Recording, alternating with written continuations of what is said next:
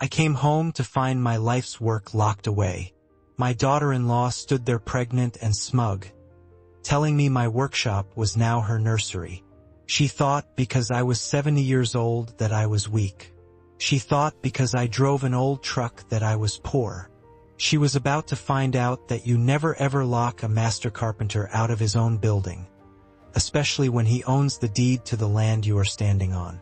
Before I tell you how I declared war on my own family, please hit that like button if you believe elders deserve respect in their own homes. Subscribe so you don't miss the rest of this story. And tell me in the comments where you are watching from tonight. It does a lonely old man good to know he is being heard. My name is Garrett Stone. I am 70 years old and I have spent 50 of those years building houses in the rainy suburbs of Seattle.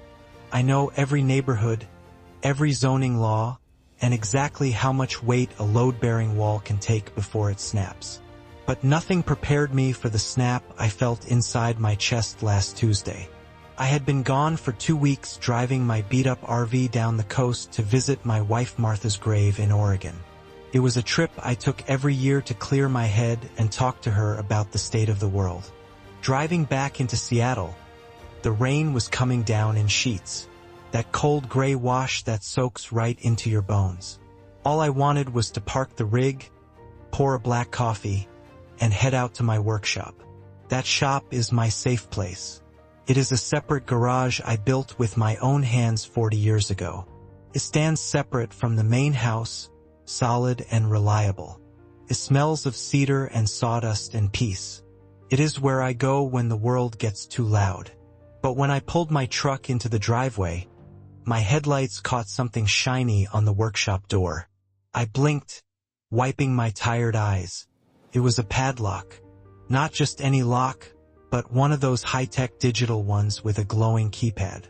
I sat there in my truck, the wipers slapping back and forth, staring at that piece of metal. I never locked that shop. Never. My neighbors knew they could borrow a tool whenever they needed. I stepped out into the rain. My boots crunched on the gravel. I walked up to the door and rattled the handle. Locked tight. I felt a surge of heat rise up my neck, hotter than any furnace. I hammered my fist against the wood. Open up, I yelled. The sound was swallowed by the rain. That is when the back door of the main house opened. Brittany, my daughter-in-law, stepped onto the porch. She was under the awning, dry and comfortable. She was holding one of those green smoothies she is always drinking, rubbing her belly with her free hand.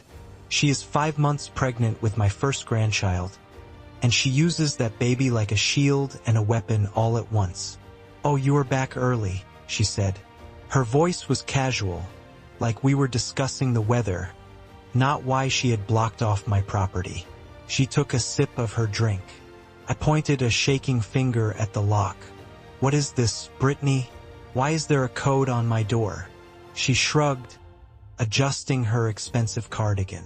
"We changed it, Garrett. Toby and I decided it was time.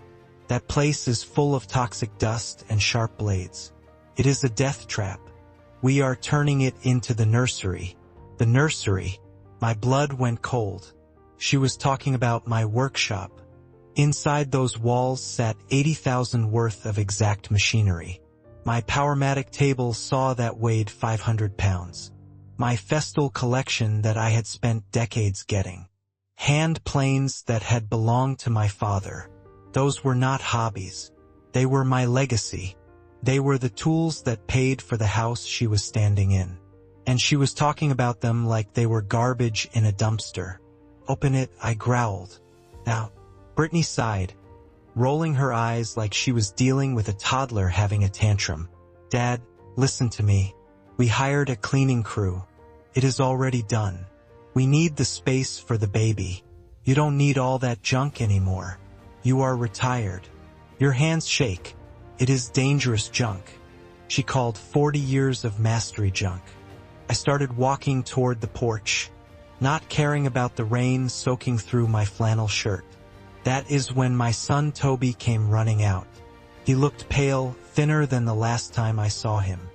He was wearing that nervous smile he always had when he was trying to sell a bad deal in his real estate job. "Dad, hey Dad, hold on," Toby stammered, stepping in front of his wife. "Let's just go inside and have some tea. It is freezing out here. We can talk about this calmly." I stopped and looked my son in the eye. I remembered the day he married Brittany. I paid off his student loans as a wedding gift. $60,000. I let them live in the upstairs of my house rent-free so they could save money to buy their own place. I gave him everything I never had. And this is how he repays me. By locking me out of my own life while I am visiting his mother's grave. "I am not drinking tea, Toby," I said, my voice low and dangerous. "I am going into my workshop. Give me the code." Toby looked at Brittany, his eyes begging for permission. She just shook her head, crossing her arms over her chest. "No, Toby. We discussed this. He is not going in there. It is for the safety of the family. He needs to let go of the past." I looked at them, really looked at them. I saw the hate in Brittany's eyes. She didn't see a man who built this estate. She saw a dusty old relic that was taking up space. And I saw the weakness in Toby's spine. He wouldn't stand up for me. He wouldn't even stand up for himself. They thought because I was 70 I was finished. They thought they could just take what was mine because I was too old to fight back. They were wrong. I didn't say another word. I turned my back on them and walked to the back of my RV. The rain was coming down harder now, mixing with the rage in my veins. I opened the exterior storage space and pulled out my heavy-duty bolt cutters. The steel felt cold and heavy in my hands. Good, solid steel, the kind that doesn't lie to you. I walked back to the workshop door. The rain was dripping off the brim of my hat. I clamped the jaws of the cutter around the shank of their fancy digital lock. "Dad, wait. What are you doing?" Toby yelled, panic finally rising in his voice. He started running down the stairs. I looked over my shoulder. The muscles in my forearms tightened as I squeezed the handles. "1," I said, "you open this door. 2, I cut it open. And if I have to cut it, I am not stopping at the lock. I will take this door off its hinges if I have to." Brittany screamed from the porch. "You are insane. That lock cost $200. I squeezed the handles. There was a loud pop that sounded like a gunshot. The lock snapped and fell onto the wet concrete. I kicked the door open and stepped into the darkness, flipping the light switch. What I saw inside made my knees buckle. And that is when the real war began. I stepped across the threshold and felt the blood drain from my face. The light from the single overhead bulb that I had flipped on flickered for a second before humming to life, lighting up a scene that made me physically ill. My workshop, the safe place I had built beam by beam 4 decades ago, was gone. I don't mean it was messy. I don't mean it was rearranged. I mean it was gutted. It was a hollow shell. The 800 square feet of space that had once been packed with the finest woodworking machinery money could buy was now nothing but cold gray concrete and empty drywall. The silence in the room was heavy, crushing, like the air inside a tomb. I walked forward slowly, my boots scuffing against the floor. The sound echoed. It never used to echo. It used to be absorbed by stacks of lumber, by bags of sawdust, by the solid mass of iron and steel that anchored my life. Now there was nothing to catch the sound. I stopped in the center of the room and looked down. There on the concrete slab were 4 distinct rust-colored squares. They outlined the footprint of my Powermatic table saw. That machine weighed over 500 pounds. It was a cast-iron beast that I had bought in 1995. I had saved for 3 years to buy that saw. It was the heart of this shop. I had cut the timber for the addition on the main house with that saw. I had built the crib Toby slept in with that saw. Now all that was left of it were 4 stains on the floor and a ghost outline in the dust. I turned to the north wall. For 30 years, a custom-built French cleat system had hung there. It held my collection of hand tools, my Lie-Nielsen block planes, my Japanese pull saws, and most importantly, the set of Sheffield steel chisels that had belonged to my father. He had given them to me when I started my apprenticeship. They were polished to a mirror finish, their handles worn smooth by the sweat of 2 generations of stone men. The wall was bare. They had ripped the cleats right out of the studs. The drywall was torn where they had been careless, leaving jagged white scars against the painted wood. It wasn't just that the tools were gone. It was the violence of their removal. It looked like the room had been stripped by locusts. I felt a trembling start in my hands, not from age, but from a rage so pure and white-hot that I was afraid I might black out. I turned around slowly. Brittany was standing in the doorway, hovering just outside the rain, holding her green smoothie like a shield. Toby was behind her, looking at his shoes. "Where is it?" I asked. My voice was barely a whisper, but in that empty acoustic chamber, it sounded like a thunderclap. "Where is my life?" Brittany took a sip of her drink and shrugged as if we were discussing a missing pair of socks. "I told you, Garrett. We got rid of it. We sold it. It was just old junk collecting dust. You haven't used half of those machines in years. We cleared it out to make room for the nursery. Look at all this space. Once we put down some hardwood flooring and paint these walls a nice calming sage green, it will be perfect for the baby. Maybe a yoga corner for me in the back." She honestly believed what she was saying. She looked at a cabinet saw that could slice through 3-inch oak like it was butter and saw a piece of scrap metal. She looked at hand tools that were worth more than her car and saw old junk. "You sold it," I repeated, taking a step toward them. "You sold my shop?" "Yes," she said, sounding annoyed that she had to explain this again. "And honestly, you should be thanking us. It was a hassle. We had to hire a guy with a truck to haul it all away. But we managed to get $5,000 for the whole lot. That is going to cover the painting and the new crib. We are putting the money right back into the house, so really it is a win-win." 5,000. The number hung in the damp air. I felt like someone had punched me in the gut. 5,000. The festal sanders alone cost 4,000. The table saw was worth 5,000. The jointer, the planer, the band saw, the dust collection system, the hand tools, my father's chisels. I did the math in my head instantly, the way a contractor does when he is estimating a job. There was easily 80,000 worth of equipment in this room. 80,000 of assets that I had collected, maintained, and oiled for 40 years, and she had traded it all for 5,000 and a coat of sage green paint. It was not just theft. It was an insult.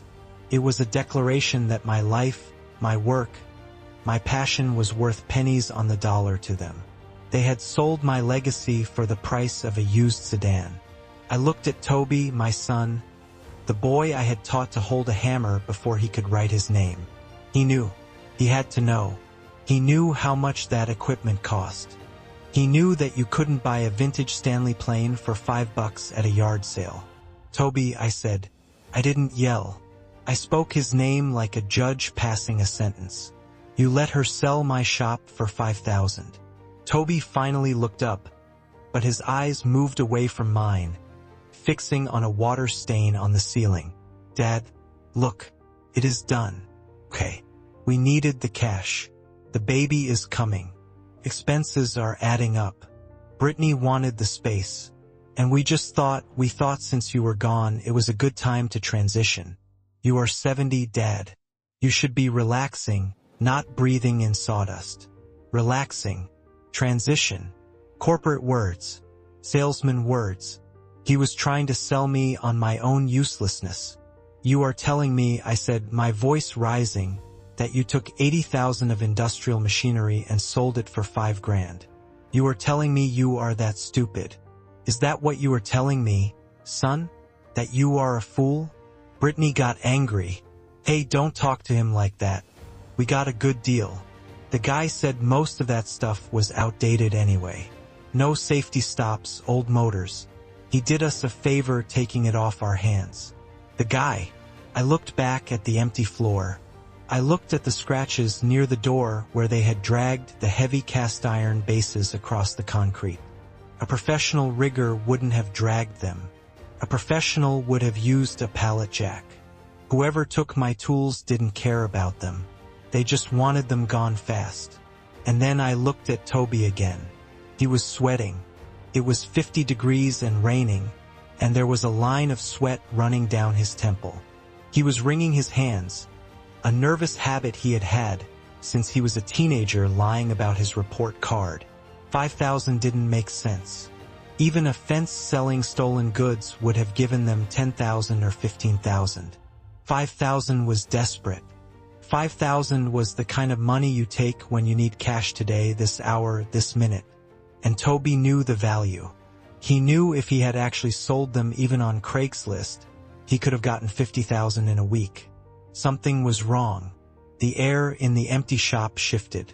It was no longer just about disrespect. It was about desperation. Who did you sell it to? I asked. Toby flinched. Just a guy. A liquidator. What was his name? I asked, taking another step forward. I want his name and I want his number because I am going to call the police and report a grand larceny, and then I am going to buy my tools back. No, Toby shouted, too loud, too fast. No police. Dad, seriously, don't be dramatic. It is done. It was a cash deal. No receipt. The guy is gone. Cash deal. No receipt. For 80,000 of equipment. I looked at Brittany. She looked confused by Toby's panic. She still thought this was about a nursery. She thought she had one. She stood there rubbing her belly, completely unaware that her husband was shaking with fear. You are lying, I said to Toby. You didn't sell them to a liquidator. A liquidator would have listed everything. A liquidator would have taken days to move it all. This place was stripped bare. I walked over to the corner where my dust collector used to sit.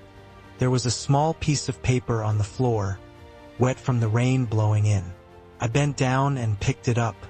It was a tag, a small yellow tag with a number on it, the kind of tag they staple to things when they are counting them quickly. I held it up. Who is the guy, Toby? Toby swallowed hard. I don't know his name.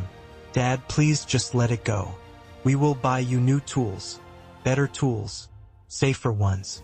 You can't buy me my father's chisels, I roared. My voice cracked. I felt a tear, hot and angry, slide down my cheek. You stole my father's chisels. I pushed past them, stepping out into the rain. The cold water felt good on my face, kept me from exploding. I marched toward my truck. Where are you going? Brittany yelled. We are not done discussing the renovation. I ignored her. I looked at Toby, who was standing in the doorway of the empty workshop, looking like a ghost. I am going to find my tools, I said. And God help you, Toby, if I find out you did something other than sell them. Climbed into my truck and slammed the door. As I turned the key, I saw Toby pull his phone out of his pocket. He started typing fast. He wasn't calling a liquidator. He was warning someone. I backed out of the driveway, leaving them standing in the rain. I didn't know where I was going yet, but I knew this town. I knew every pawn shop, every scrapyard, and every fence in a 50-mile radius. You don't work in construction for 50 years without knowing where stolen tools end up. My shop was a hollow shell, but my memory was not. I drove toward the bad part of town, toward the industrial district, where the streetlights were broken and the businesses had bars on the windows. I had a feeling in my gut, a sick, twisting feeling, that my Powermatic saw wasn't in a nursery or a warehouse. It was somewhere much worse, and I was going to find it. I drove past the turnoff for the grocery store. I drove past the warm, inviting lights of the local diner where I usually had my Tuesday night meatloaf. My stomach was empty, growling with a hunger I barely felt, but there was no room for food. I was fueled by a cold, hard knot of suspicion that sat heavy in my gut. I knew this town. I knew the places where good tools went to die. And I knew the places where they went when someone needed money fast and didn't want to ask questions. I steered my truck toward the south side, down toward the industrial district where the streetlights flickered and the potholes could swallow a tire hole. I checked 3 respectable dealers first. The men who ran those shops knew me. They shook their heads when I showed them the list of my equipment. They told me they hadn't seen anything like that come through. That was what I expected. A legitimate dealer asks for identification. A legitimate dealer cuts a check that takes 3 days to clear. Toby didn't have 3 days. He had desperation written all over him. I pulled up to a place called Big Al's Pawn. It was a concrete block building with bars on the windows and a neon sign that buzzed like an angry hornet. It was the kind of place where you went when you had run out of options. I had done work on Al's roof 10 years ago. He was a crook, but he was an honest crook. He didn't lie about being a thief. I pushed open the heavy steel door. A bell jingled, a cheerful sound that clashed with the smell of stale cigarette smoke and old dust. The shelves were cluttered with the debris of broken dreams. Musical instruments, televisions, power drills with the serial numbers filed off. I walked past a row of bicycles and stopped dead. There it was, sitting in the middle of the aisle, looking like a thoroughbred horse in a donkey stable. My Grizzly industrial planer. It was a massive machine painted green and white. I walked up to it and ran my hand over the cast iron bed. I had waxed that bed just before I left for my trip. It was still smooth as glass. I looked at the power cord. I had replaced the plug cap with a heavy-duty yellow one 2 years ago after the original cracked. There it was, the yellow plug. My heart hammered against my ribs. It was one thing to suspect it. It was another thing entirely to see my machine sitting here in this graveyard of possessions. Al came out from the back room, wiping his hands on a rag. He squinted at me, then his eyes widened. Garrett Stone, I haven't seen you in a decade. What brings a man like you to the bottom of the barrel? I pointed at the planer. That is mine, Al. Al looked at the machine, then back at me. He stopped wiping his hands. He leaned against the counter. I had a feeling it might be. The kid who brought it in had your nose, but he didn't have your hands. His hands were soft, like he never held a hammer in his life. Toby, my son had dragged my planer here. Did he sell it to you? I asked. My voice was steady, but my fists were clenched at my sides. Al shook his head. He spat into a cup behind the counter. Nope, he didn't sell it. He pawned it, brought in a whole truckload of stuff. Saws, sanders, those fancy German drills you like. He unloaded it all right here on the floor. Said he needed cash, not a check. Cash. I felt a wave of dizziness. Pawned. That meant he intended to get it back. Or at least he pretended he did. How much, Al? Algecetativ. He scratched his chin. Look, Garrett, client confidentiality and all that. But I like you. You fixed my roof when it was leaking buckets. He took 15,000. 15,000. My equipment was worth 5 times that. And the terms? I asked. Algrimasev. Standard high-risk loan. 20 interest. Added monthly. If he misses a payment, I keep the tools. And Garrett, he was desperate. He was sweating like a pig in a butcher shop. He kept checking his phone. He told me he needed that money to save his life. Save his life. The words hung in the air between us. I stared at my planer. Toby and Brittany lived like royalty. They drove leased luxury cars. They went on vacations to Cabo and drank 12 coffees. They posted pictures on Instagram of expensive dinners and designer clothes. Why would a man living that life need 15,000 in cash from a pawn shop at 20 interest to save his life? You don't borrow money like that to renovate a nursery. You borrow money like that because you are in deep trouble. This wasn't about a baby. This wasn't about dust or safety. This was about a hole, a deep, dark hole that my son had dug for himself. I reached into my pocket and pulled out my wallet. I didn't have 15,000 on me, but I had to do something. I had to prove this was real. I saw a small Lie-Nielsen block plane sitting in a glass case near the register. It was bronze and beautiful. It was the first high-quality tool I had ever bought for myself back in 1980. "I want to buy that back," I said, pointing to the plane. "Just that one. Today." Al looked at me with pity. "You can't buy it, Garrett. It is under a pawn ticket. Only the ticket holder can get it back, unless you want to pay the full retail price plus the interest right now as a third-party purchase." I pulled out my credit card. "Charge it." I walked out of Big AL's with my block plane in my pocket. It was a small victory, a heavy lump of bronze that served as a physical anchor to reality. I wasn't crazy. My son wasn't just disrespectful. He was in danger, and he was a liar. I drove back toward the house. The rain had stopped, leaving the streets slick and black, reflecting the street lights like oil. My mind was racing. What kind of trouble costs 15,000 immediately? Gambling, drugs, bad investments. I didn't know. But I knew that Brittany was walking around rubbing her belly and talking about paint colors while her husband was selling his father's legacy to pay off a loan shark. I turned onto my street. It was a quiet cul-de-sac lined with manicured lawns and respectable houses, the kind of place where nothing bad ever happened. I slowed down as I approached my driveway. There was a vehicle parked in front of my gate. It wasn't Toby's sedan, and it wasn't Brittany's SUV. It was a black Range Rover, sleek and menacing, with tinted windows that were so dark they looked like ink. The engine was idling, the low rumble of the exhaust vibrating in the night air. I pulled my truck to the curb a few houses down and killed the lights. I watched.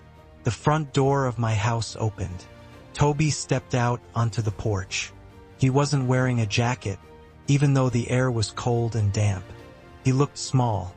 He walked down the driveway toward the Range Rover, his shoulders hunched, his head down. The driver's side door of the Rover opened. A man stepped out. He was big. He wore a leather jacket that looked too tight across the shoulders. Even from this distance, I could see the ink creeping up his neck. Dark tribal tattoos that disappeared into his hairline. Toby stopped a few feet away from him. I rolled down my window, straining to hear. "You said you would have it," the man said. His voice was a deep, gravelly tone that carried easily in the quiet street. "I do." Ido, Toby stammered.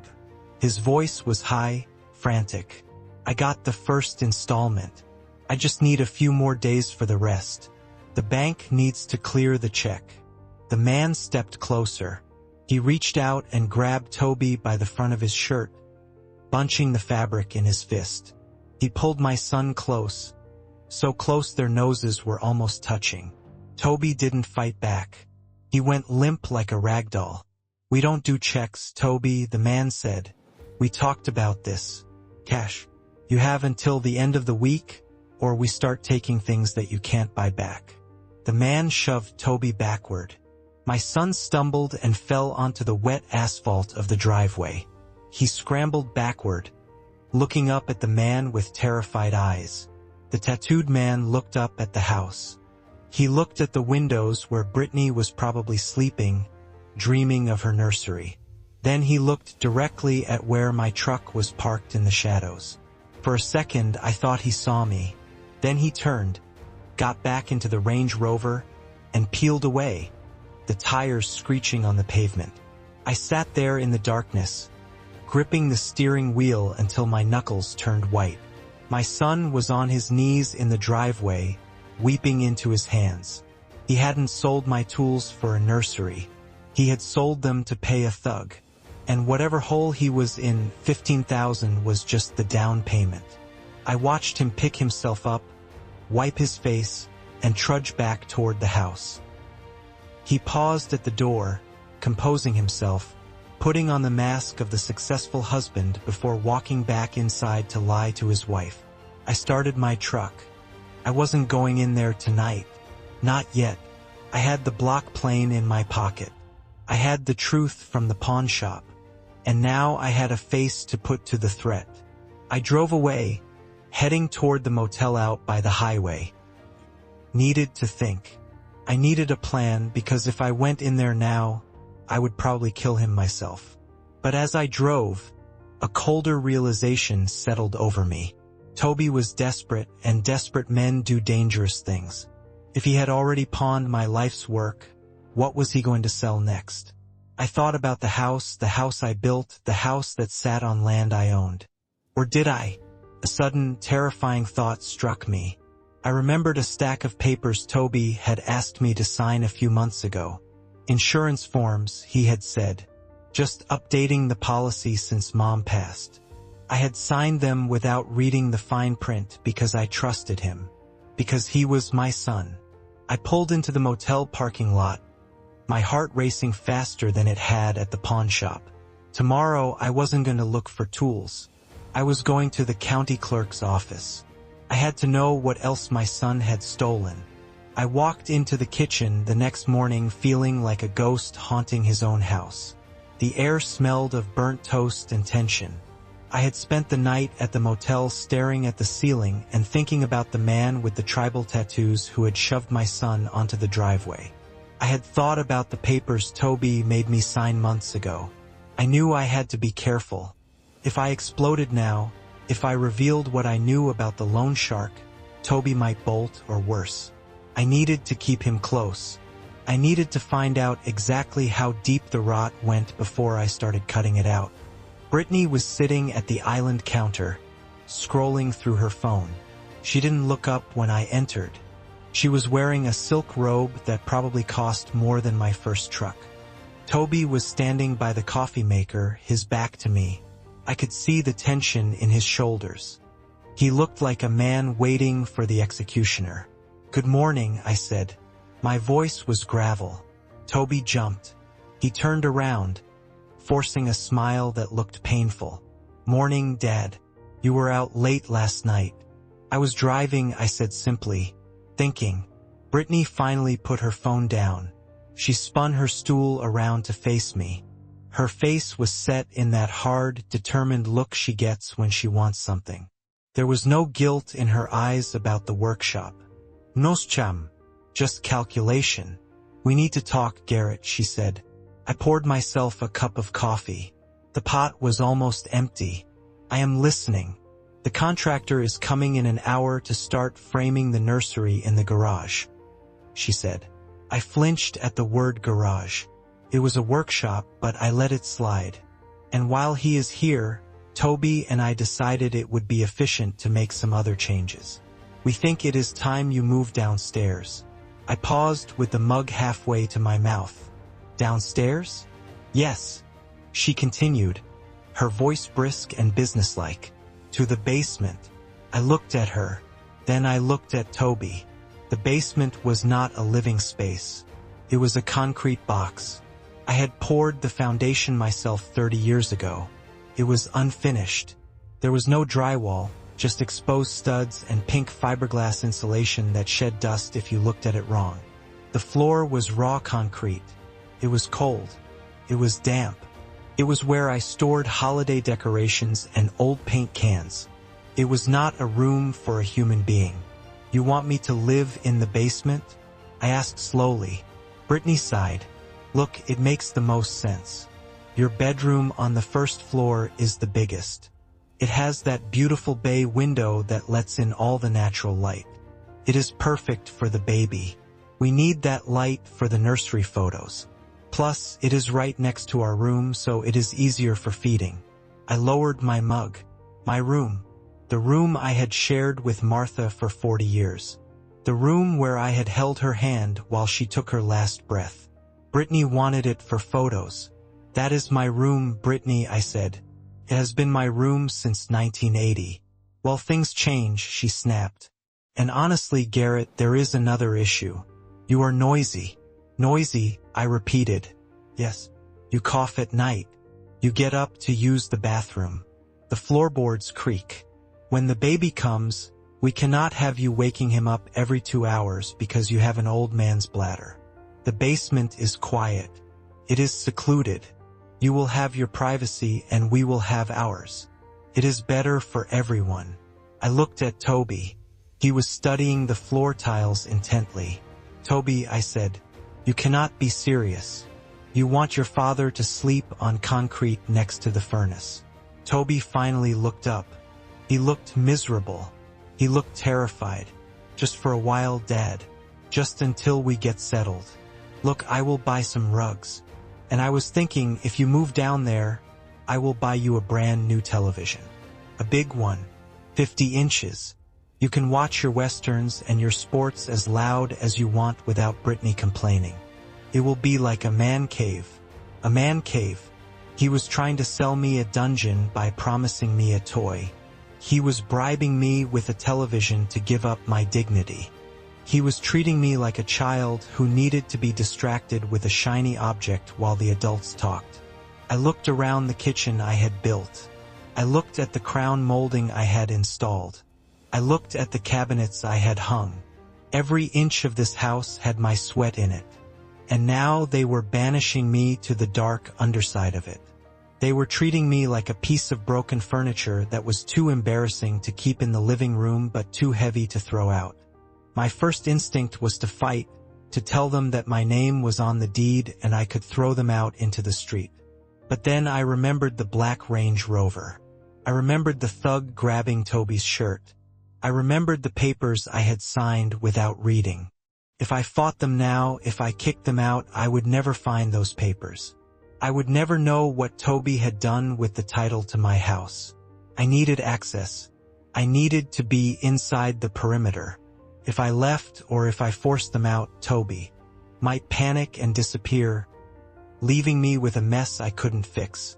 But if I was in the basement, if I was the invisible old man in the cellar, they would stop watching me.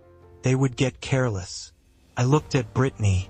She was tapping her fingernails on the granite countertop. Impatient. She expected a fight. She was ready for it. I looked at Toby. He was chewing his lip, waiting for me to yell. I took a sip of my cold coffee. I let my shoulders slump. I let my face go slack, copying the tired, defeated old man they wanted me to be. Okay, I said softly. The silence in the kitchen was deafening. Brittany stopped tapping. Toby's mouth fell open. What? Brittany asked, suspicious. I said okay. I repeated. You are right. Idokov. I don't want to wake the baby. And a new TV sounds nice, Toby. My eyes are not what they used to be. A big screen would help. Brittany blinked. She looked like she had swung a bat and hit nothing but air. She recovered quickly, a smug smile spreading across her face. Well, good. I am glad you are finally being reasonable, Garrett. It is about time you prioritized this family. I will start moving my things today, I said, before the contractor gets here. That would be best, she said, standing up. I want to start painting your room by the weekend. Sage green, I think, to match the yoga space. She walked out of the room, victory in every step. Toby lingered for a moment. He looked at me with a mixture of relief and guilt that made him look sick. Thanks, Dad, he mumbled. It really is for the best. I promise I will get that TV set up tonight. I will run a cable line down there and everything. Sure, son, I said. Just help me carry the bed frame. We spent the next 2 hours moving my life underground. It was humiliating. Carrying my clothes, my books, my few personal treasures down those creaky wooden stairs into the gloom. The basement smelled of mildew and cold earth. The single window was a narrow slit high up on the wall, covered with dirt, letting in a thin gray light that barely reached the floor. We set up my bed in the corner near the water heater. The pilot light hissed like a snake. Toby brought down an old rug from the hallway, tossing it over the concrete.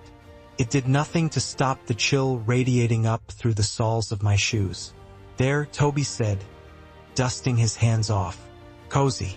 He didn't look me in the eye. He turned and practically ran back up the stairs, eager to get away from the evidence of his own cruelty. I stood there in the silence. I was 70 years old, a master builder, a father, a husband, and I was living in a cellar. But I didn't sit down to cry. I waited.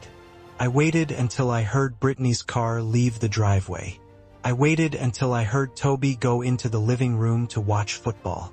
Then I moved. I unpacked one box, not clothes, not books.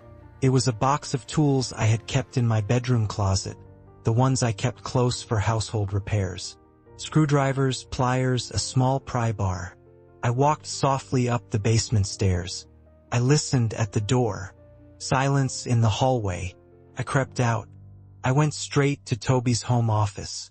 It was the room at the end of the hall, the one he always kept locked. He said it was because of client confidentiality.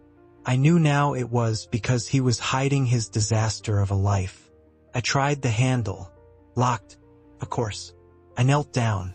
The lock on this door was a simple interior privacy lock. A joke compared to the deadbolts I installed for a living. I pulled a thin wire tool from my pocket. Took me 3 seconds to pop it. I opened the door and stepped inside. The room was a mess.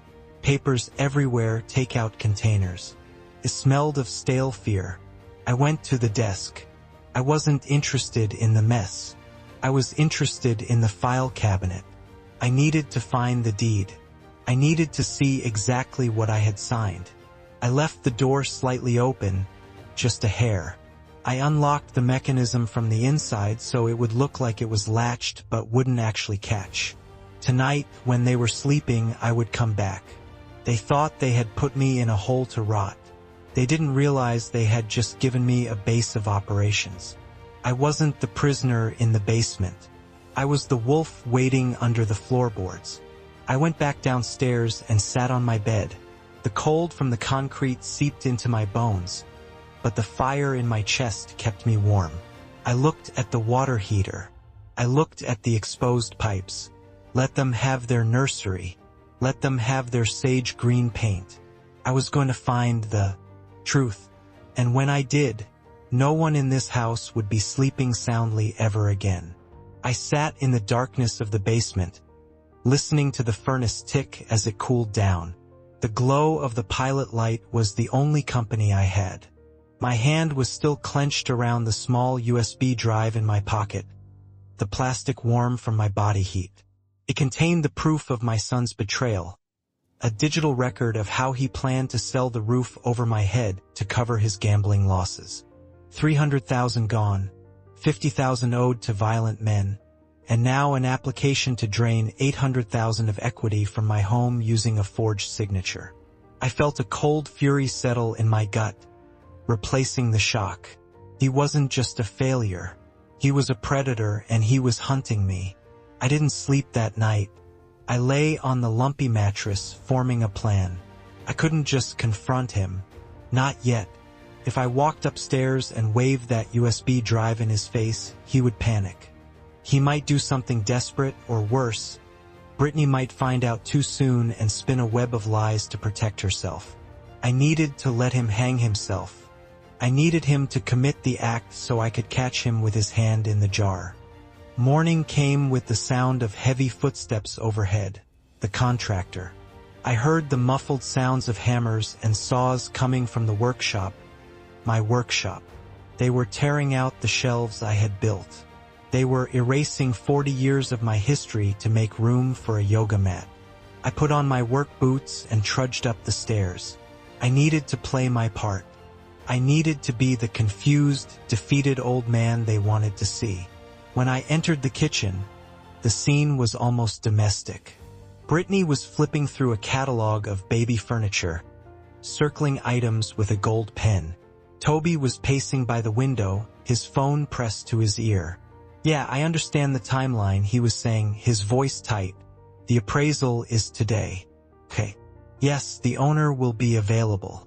He hung up when he saw me, shoving the phone into his pocket like it was a weapon. "Morning, Dad," he said, his voice too loud, too cheerful. "How was the basement sleep?" "Okay." I shuffled to the coffee pot. letting my hand tremble just a little as I reached for a mug. "It is cold down there, son," I mumbled. "Damp. My arthritis is flaring up." Brittany didn't look up from her catalog. "We will get you a space heater, Garrett. Stop complaining. Think of it as an adventure like camping. Camping in my own cellar." Toby cleared his throat. "Hey, Dad. Speaking of the house, I have got a buddy coming over later, an appraiser. Just for insurance purposes. You know, since we are doing the renovations on the garage, we need to update the policy value. He just needs to walk around, take a few pictures. You don't need to worry about it. Insurance. That was the lie. He needed an appraisal for the loan. He needed to prove the house was worth enough to steal $800,000 from it." "Okay," I said, staring into my black coffee. "Whatever you say, Toby. You handle the paperwork. I am tired." Toby exchanged a look with Brittany. I saw the relief wash over him. He thought I was fading. He thought I was giving up. "Great," he said. "Why don't you go for a walk later, around 2? Get some fresh air. You don't want to be here when the guy comes. It might be boring." He wanted me gone so the appraiser wouldn't ask the actual owner any questions. He probably planned to tell the guy I was a tenant. Or maybe that I was already losing my mind and he had power of attorney. "I will go to the park," I said. "Feed the ducks." "Perfect," Toby said. He patted my shoulder. His hand felt heavy, like a betrayal. I finished my coffee and went back downstairs. But I didn't go to the park. I went out the basement door that led to the backyard garden. I waited until Toby left in his car, probably to meet the loan shark or his lawyer, and Brittany went upstairs to nap. Then I walked into town. I didn't go to feed ducks. I went to the bank. I found my old friend Stan, who had been the branch manager for 20 years. We had fished together back in the 90s. He looked older now, grayer, but his eyes were sharp. "Garrett," he boomed when I walked into his office. "I haven't seen you since Martha's funeral. How are you holding up?" I sat down in the leather chair opposite his desk. I am tired, Stan. "But I need a favor. A big one." Stan leaned forward, his smile fading. "Name it. My son Toby. He is applying for a HELOC on my property. He is using an online lender, some outfit called Quick Cash or something similar." Stan nodded slowly. "I have heard of them. Predatory rates. Why is he applying?" "The house is in your name, Garrett. I checked the records last week when you deposited that pension check." "He is forging my signature, Stan," I said, my voice flat. "He is stealing the equity." Stan's face went pale. "Garrett, that is a felony." "I know. I have the proof on a thumb drive, but I need to know if the application has hit the system yet. I need to know if there is a lien pending." Stan typed fast on his keyboard. He frowned, clicking through screens. "Here it is. A credit inquiry came through this morning. A title search request. Garrett, he is moving fast. Once that title search clears, they could fund the loan in 48 hours. Felt a cold sweat break out on my forehead. 48 hours? That was the timeline. "Can you stop it?" I asked. Stan shook his head. "Not directly. It is not our bank, but I can flag the title. I can put a fraud alert on your credit report. It won't stop the application, but it will force them to call you directly for verification. They will have to speak to the owner." "Do it," I said. "But Stan, don't decline it yet." He looked at me, confused. "What?" "Garrett, you need to shut this down." "Not yet," I said. "I want him to think it is going through. I want him to think he has won. I need him to bring the final papers to the house, because I am going to throw him a party," I said, a grim smile touching my lips. "A surprise party, and I want all the guests to see exactly what he is." Stan looked at me for a long moment. Then he nodded. "You always were a stubborn son of a gun, Garrett. Okay, I will flag it so it requires a verbal confirmation from you, but I can't change the number to yours without official paperwork." Toby probably put his own number on the application, I realized. Leave it, I said. Just delay it. Make them ask for more documents. Make them ask for a notarized affidavit of occupancy. Stan smiled. The red tape special. I can do that. That will buy you a week. A week? That was all I needed. I left the bank feeling lighter. I walked back home, stopping at a print shop on the way. I had the thumb drive in my pocket. I printed out the emails, the crypto losses, the forged signature scans. I made copies, high-resolution color copies. When I got back to the house, I saw the appraiser leaving. He was a young guy with a clipboard, looking bored. Toby was shaking his hand vigorously at the front door, looking like he had just run a marathon. I slipped into the backyard and entered the basement unseen. I hid the documents under my mattress. That evening, I sat on my bed in the cold basement. I could hear Toby and Brittany upstairs. They were laughing. The tension from the morning was gone. Toby must have thought the appraisal went well. He must have thought he was in the clear. I looked at the flyer I had fished out of the trash bin earlier that day. It was crumpled and stained with coffee grounds, but the text was legible. Sunny Meadows Care Home. Immediate vacancy. Memory care unit. Budget friendly. And in Brittany's handwriting, right across the top, cheapest option. Takes Medicare. Can drop off Monday. Monday. That was 4 days away. They weren't just stealing my house. They were planning to dispose of me like the workshop trash. They were going to take the money from the loan, pay off the shark, renovate the house, and lock me away in a state-funded hellhole so I couldn't tell anyone what they had done. They were going to tell the neighbors I had lost my mind. They were going to tell my friends I needed professional help. They were going to erase me completely. I stood there in the driveway, the rain mixing with the cold sweat on my face. I looked at the house. It looked warm and inviting. The lights were on in the kitchen. I could see Brittany moving around, probably making another smoothie. I could see Toby sitting at the table, probably looking at his phone, waiting for the loan to fund. They were in there living their lives, planning their nursery, eating my food, while holding a ticket to my execution. I folded the flyer carefully and put it in my pocket, right next to the forged deed. Monday. They wanted to drop me off on Monday. Well, I had news for them. Monday was going to be a very busy day.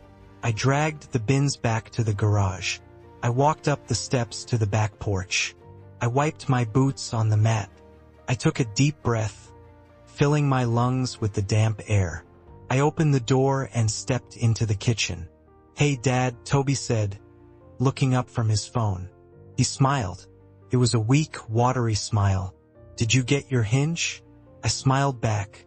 It was the hardest thing I have ever done. "No," I said, shuffling my feet, letting my voice shake just a little. I forgot what size I needed. My memory, it just isn't what it used to be. Brittany looked up from the sink. She exchanged a glance with Toby. A look of triumph. A look that said, "He is fading. It will be easy. Don't worry, Garrett," she said, her voice dripping with fake sympathy. "We will take care of everything." Yes, I thought, gripping the flyer in my pocket. You certainly have a plan.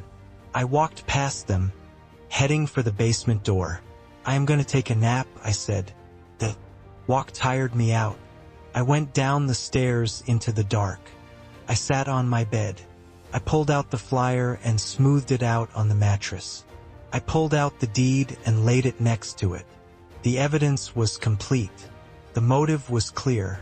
The weapon was forged. I reached into my bag and pulled out the small black box I had bought from the spy shop downtown. A hidden camera disguised as a smoke detector and a digital voice recorder small enough to tape under a table.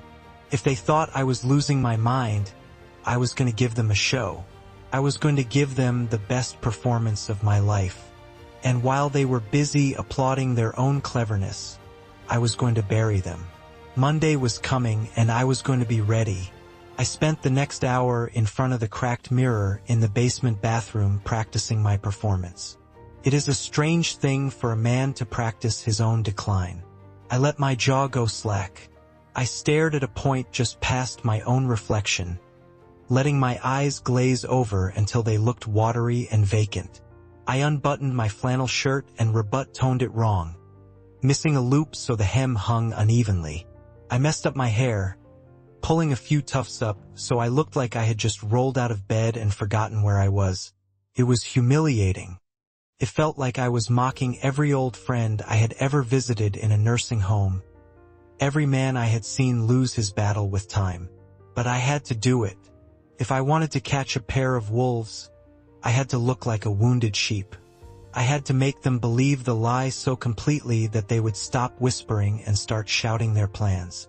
I went upstairs around 6. The smell of roasted chicken filled the hallway. It was a smell that used to mean family, comfort, and Sunday dinners. Now it just smelled like theft. They were eating my food in my kitchen while planning to throw me into a hole. I shuffled into the room, dragging my feet. I made sure my boots scuffed loudly on the hardwood. Toby was at the table opening a bottle of wine. Brittany was setting out plates. They stopped when they saw me. I saw Brittany's eyes flick to my misbuttoned shirt, then to my messy hair. A small, cruel smile touched her lips. "Hungry, Dad?" Toby asked, his voice loud and slow, like he was talking to someone who was hard of hearing. I blinked at him, taking a beat too long to answer. Yes. Is it lunchtime?" Brittany let out a short, sharp laugh. "It is dinner time, Garrett. It is dark outside. Look." She pointed to the window. I stared at it, squinting. "Oh right, dark. The days, they go so fast now." "Sit down," Toby said, pulling out a chair. He didn't offer me wine. He poured me a glass of tap water. I sat down heavily. My hands were resting on the table, and I made them tremble. It wasn't hard. The rage inside me was vibrating so fast it felt like a tremor. Brittany placed a bowl of soup in front of me. Tomato bisque. It was from a can. I could tell by the color. They were eating roast chicken with rosemary potatoes. I got can soup. I picked up my spoon. I held it with a loose grip, letting it clatter against the ceramic bowl. I lifted a spoonful, bringing it halfway to my mouth, and then I let my hand jerk. The red soup splashed all over the table. It soaked into the placemat. It dripped onto my lap. "Oh, for God's sake," Brittany snapped, dropping her fork. "Garrett, look what you did." I stared at the mess, letting my lower lip tremble. I looked up at her. I focused my eyes on her face, but I looked through her. I summoned the memory of my wife, the woman who would have cleaned this up with a gentle word and a warm cloth. "I am sorry, Martha," I whispered. My voice broke. "I am so sorry, honey. I didn't mean to ruin the tablecloth." The room went dead silent. Brittany froze. She looked at Toby. Her eyes were wide, not with sympathy, but with excitement. It was the look of a gambler who just saw the dealer bust. "He called me Martha," she whispered to Toby. "He thinks I am his dead wife." Toby looked at me, his face pale. "Dad, it is Brittany. Mom is gone." I looked around the room, copying confusion. "Gone? No, she was just here. She was making coffee. 2 sugars. I put my head in my hands and let out a sob. It was acting, but the tears were real. I was crying for the disrespect. I was crying because I had to use my dead wife's name as a weapon to save my own life. Brittany stood up. She walked over to Toby and squeezed his shoulder. She leaned down, but she didn't whisper low enough. "See," she hissed. "I told you. He is gone. He is completely losing it. It is dangerous, Toby.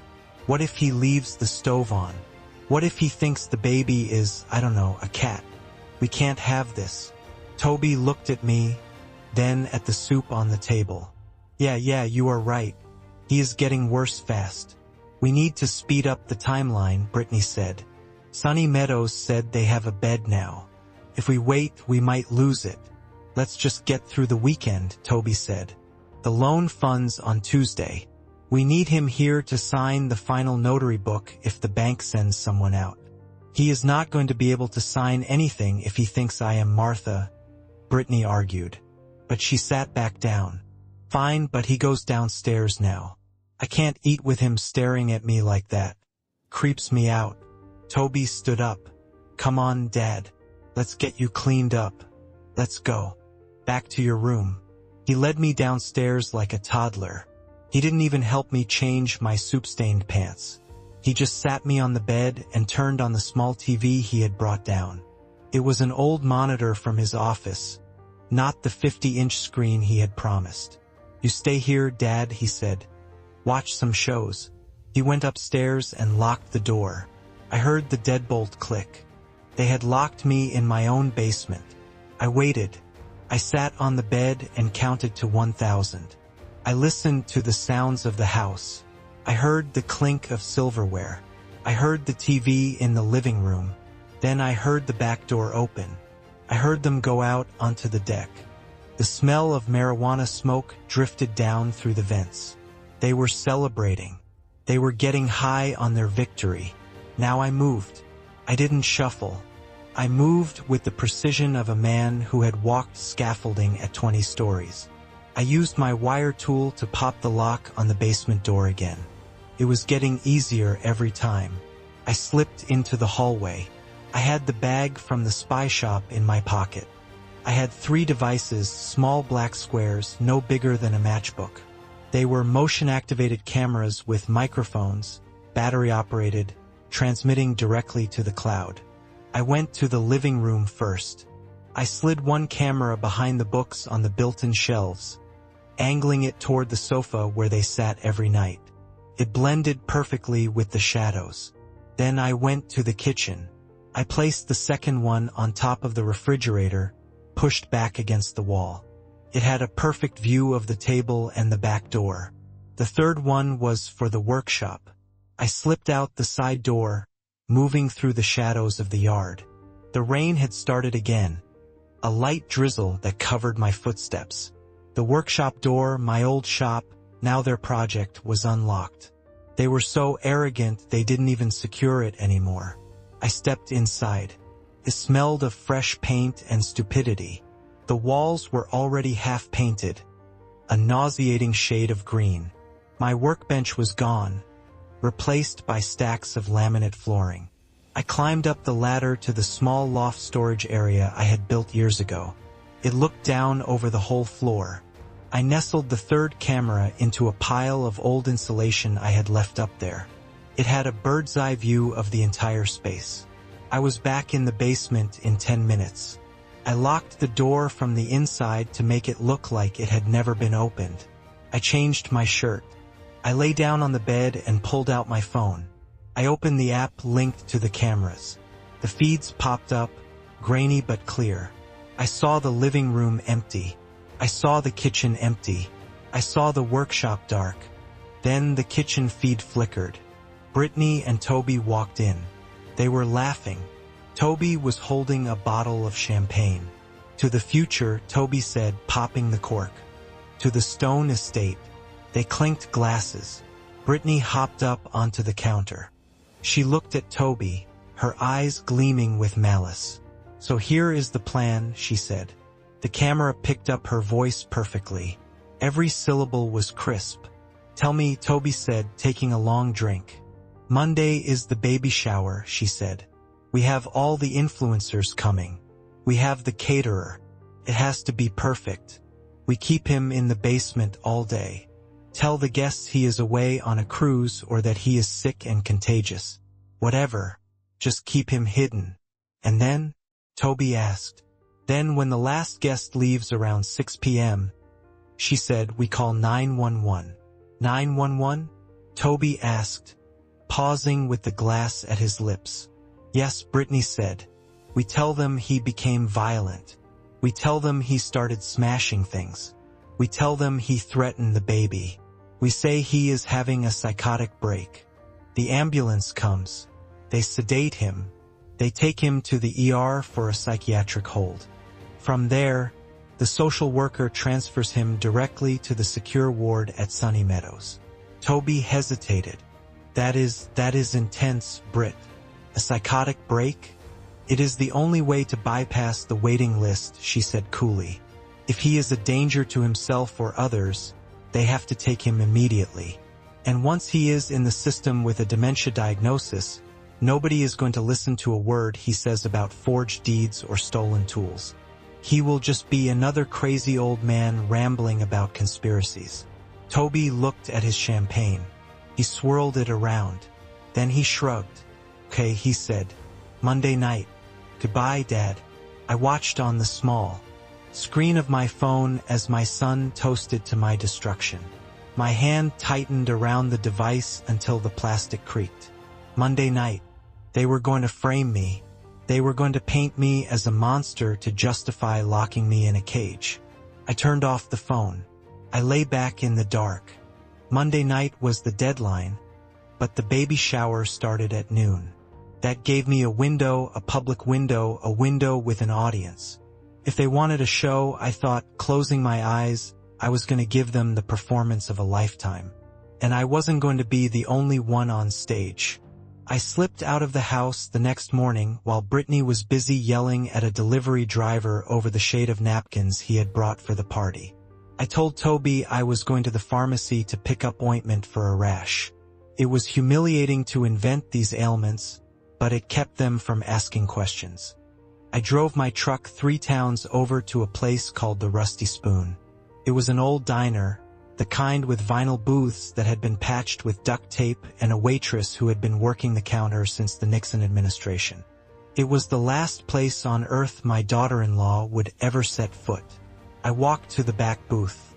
Mr. Higgins was already there. He was my attorney, but more than that, he was an old friend from the days when I was building commercial buildings. He was 75, wore a suit that was 10 years out of style, and had a mind like a steel trap. He was nursing a black coffee and reading the sports section. "Garrett," he said, nodding as I slid into the booth. "You look like hell." "I feel like hell, Arthur," I said. I ordered a coffee and got straight to the point. I pulled the envelope from my jacket. I laid out the photos of the workshop, the receipt from the pawn shop, the flyer for Sunny Meadows, and the copy of the forged quitclaim deed. Higgins put on his reading glasses. He went through the documents slowly. He didn't gasp. He didn't shake his head. He just got quieter and quieter. That is how I knew he was angry. Arthur Higgins only got quiet when he was preparing to destroy someone. "This deed," he said, tapping the paper with a manicured fingernail, "this is a clumsy forgery. The witness signatures look like they were written by the same hand as the notary seal." "It is a tracing," I said. He traced my signature from a birthday card. Higgins looked up at me over his glasses. "It is a felony, Garrett. Forgery, real estate fraud, elder abuse. If we take this to the district attorney, your son is looking at 5 to 10 years in state prison. Minimum." I stared at the coffee swirling in my cup. Prison. My son in a cage. It was a thought that made my stomach turn. But then I remembered the basement. I remembered the cold concrete and the plan to drug me and drag me to a state ward. "There is something else, Arthur," I said. "Something Toby doesn't know. Something I never told him because I wanted him to make his own way in the world." Higgins raised an eyebrow. "What is that?" "Toby thinks he stole the house from me," I said. "He thinks that by forging my signature on that deed, he transferred the title from Garrett Stone to Toby Stone." "And didn't he?" Higgins asked. "No," I said, "because Garrett Stone doesn't own that house." Higgins paused. A slow smile spread across his face. He leaned back in the booth. The trust, I confirmed. 10 years ago, after Toby got arrested for that DUI and tried to sue the police department, I realized he had no sense of responsibility. "Martha and I sat down with you right in your office, Fonus, and we moved everything. The house, the land, the savings accounts. We moved it all into the Stone family irrevocable trust. I remember Higgins said, chuckling softly, I drew up the papers myself. Exactly, I said. I am not the owner. I am just the primary beneficiary during my lifetime. The legal owner of the property is the trust, and the trustee is you. Higgins laughed, a dry, rasping sound. So this quitclaim deed, this document he risked his freedom to forge, is toilet paper. Finished. It is legally void. You cannot transfer a property you don't own personally. He tried to steal a house from a ghost. Higgins took a sip of his coffee, shaking his head.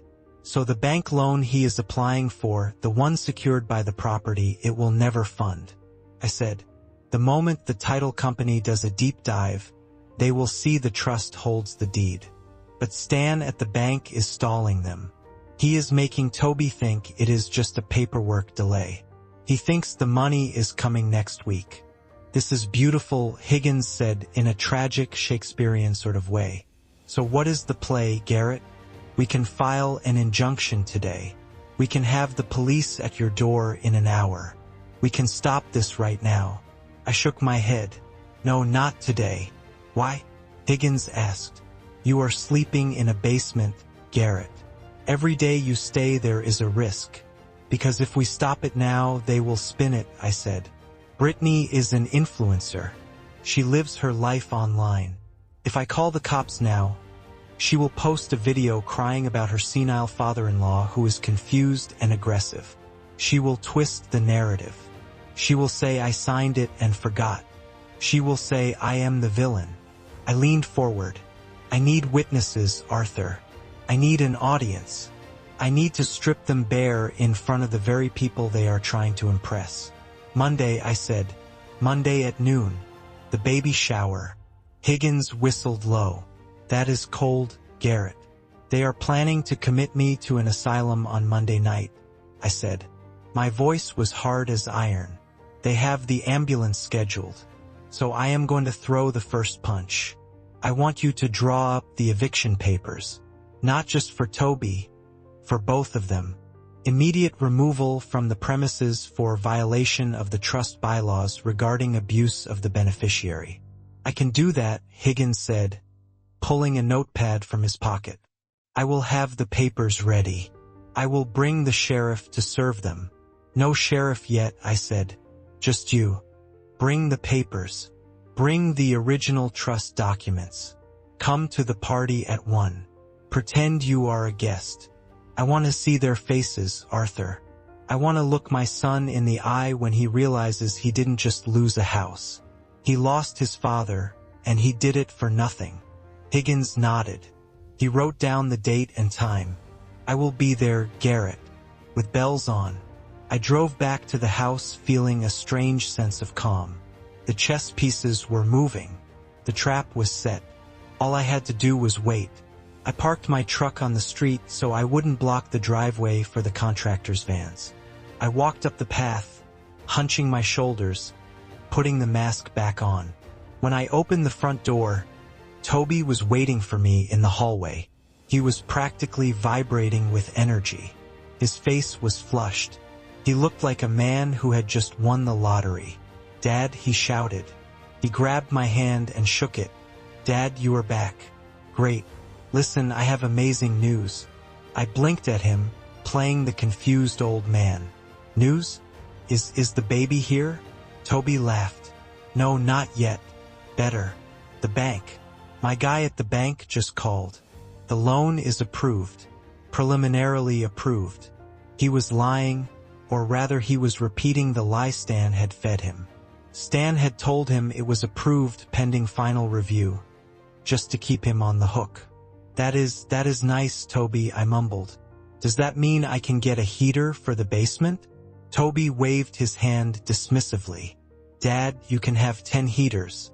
We are going to be rich. I mean comfortable. We are going to be comfortable. The money hits the account on Tuesday. 800,000. He looked around the hallway, his eyes wide and manic. I am going to fix everything. I am going to pay off the renovation costs.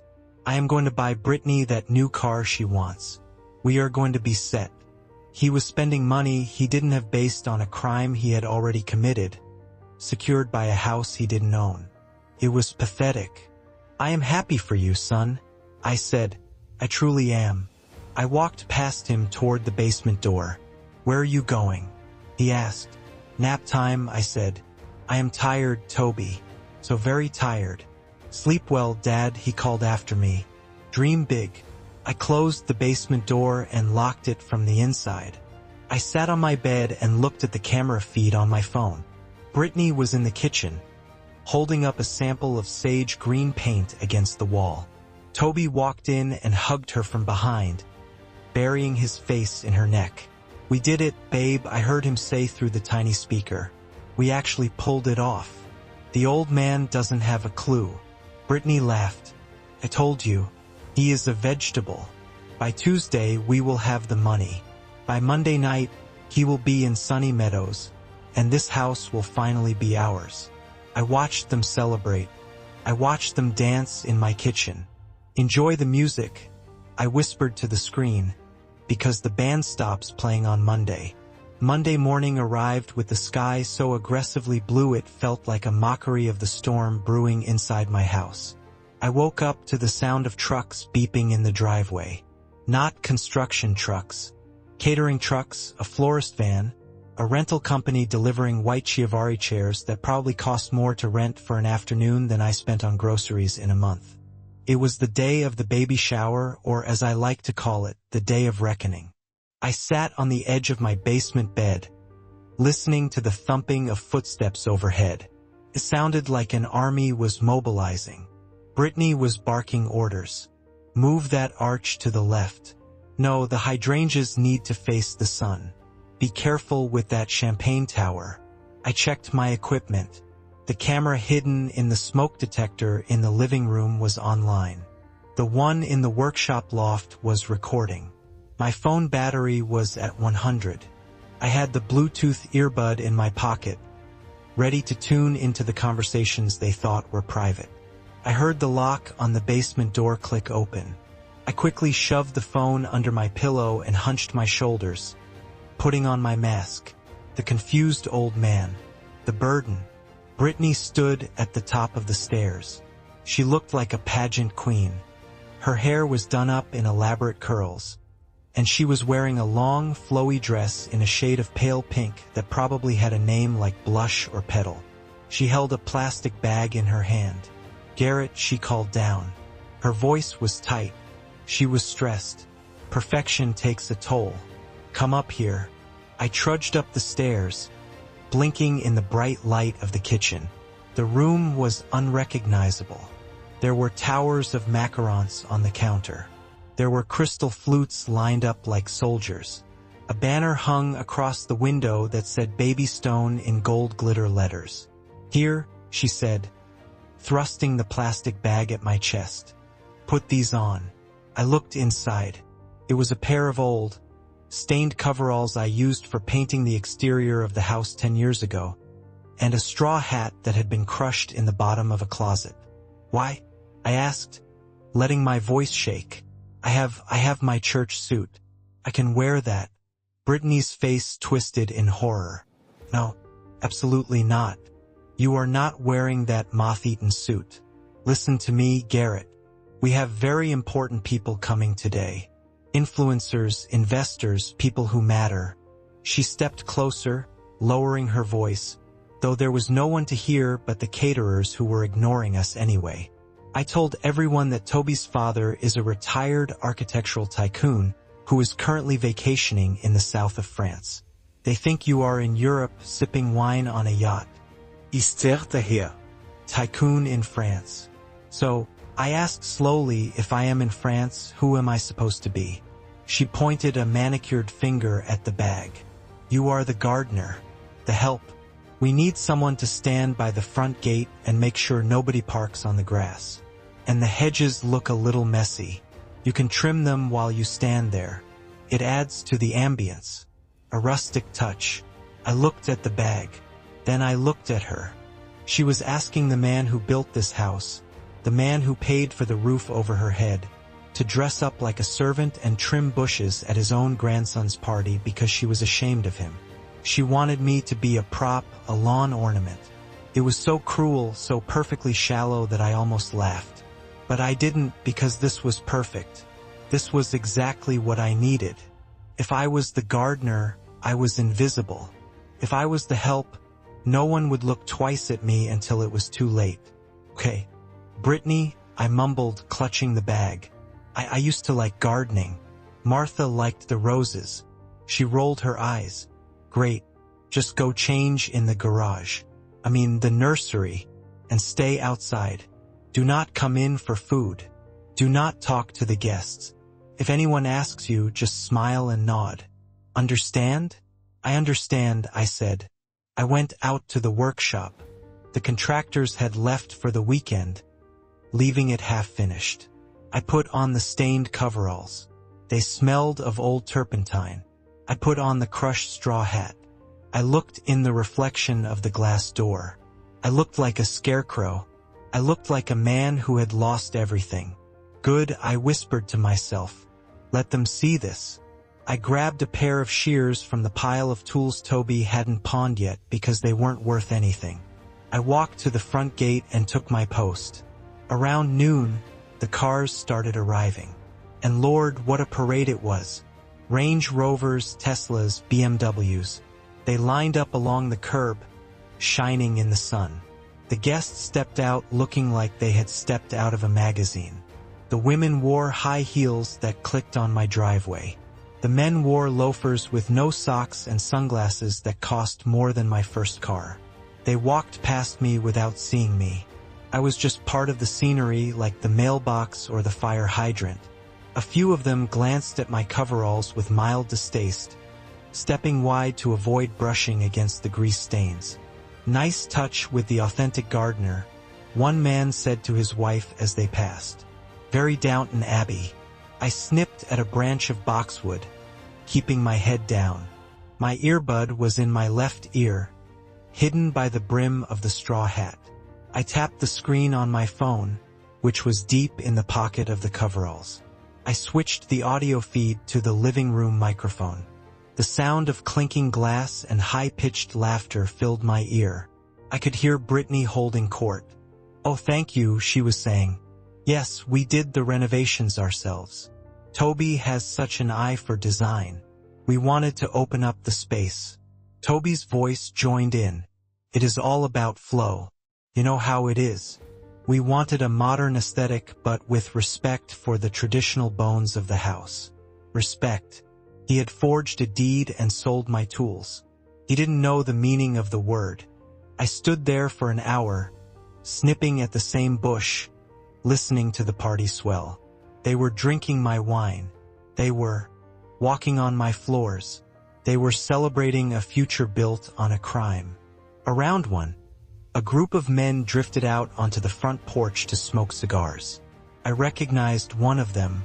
It was the appraiser from the other day, but he wasn't acting like an appraiser now. He was acting like a buddy. He clapped Toby on the back. Nice spread, Stone. I see why you wanted to fast-track that equity loan. This place is a gold mine. Toby laughed, but it sounded nervous. Yeah, well, you know how it is. Liquid assets are king. I have some big investments lining up next week. Crypto is about to bounce back hard. I nearly snipped my own finger. He was already planning to dump the stolen money back into the same hole that swallowed the first 300,000. He hadn't learned a thing. He was an addict. Another man spoke up. He was wearing a pink polo shirt and looked like he had never done a day of manual labor in his life. So, Toby, where is the patriarch? I heard your dad was in construction or something. Is he really in France? I wanted to ask him about the market in Europe. I froze. I stopped snipping. I adjusted the volume on my phone, needing to hear every nuance of this answer. Toby hesitated. I could picture him shifting his weight, glancing back at the house to make sure Brittany wasn't watching. Yeah, Toby said, his voice smooth as oil. He is in Provence right now. He bought a vineyard. Retired life, you know. He barely answers his phone anymore. He is living the dream. The men murmured in appreciation. Impressive. A vineyard. Then the man in the pink shirt pointed a thumb in my direction. He didn't lower his voice. He didn't think he needed to. So who is the old guy over there? The one butchering the hedges? Toby looked at me. I could feel his gaze on the back of my neck. I kept my head down, snipping at the air. Oh, him, Toby said, and I heard the sneer in his voice. That is just the help. Some local guy we hired out of pity. He is not all there, if you know what I mean. A little senile. We just let him putter around so he feels useful. He is harmless. Just ignore him. The help. Hired out of pity. Harmless. The words hit me harder than the rain had the night I found the lock. My son didn't just want my money. He was ashamed of me. He was ashamed of the calluses on my hands that paid for his college degree. He was ashamed of the sweat that built the walls he was leaning against. He had turned me into a caricature to impress a bunch of strangers who wouldn't care if he lived or died. I tightened my grip on the shears. Harmless. I looked at my watch. It was 1:15. Mr. Higgins was late. But just as the despair started to creep in, just as I started to wonder if my plan was too bold, I saw a car turn the corner. It wasn't a Range Rover. It wasn't a Tesla. It was a pristine vintage Lincoln Town car, black as midnight. It glided down the street like a shark in dark water, pulled up right in front of the gate, blocking the driveway. The driver's door opened. Arthur Higgins stepped out.